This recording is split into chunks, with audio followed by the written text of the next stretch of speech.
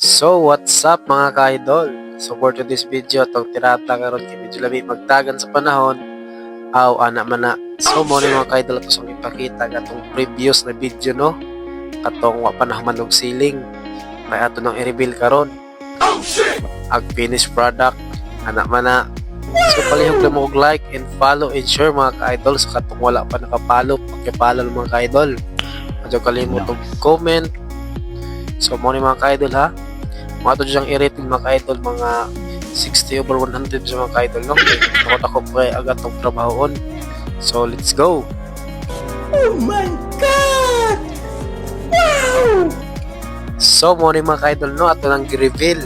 Injo nang nakita, ang finished product. Sana all. Anak man na. So, nahumana mong project. Maintenance repair, there is a stage mga ka-idol.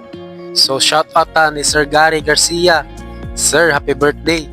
Wish you all the best. Thank you kadyo sir. And also sa mga kauban, led by si Rando Sibunga. Shout out na tanan diha. And also the electrician, led by Sir Mio Bulacan.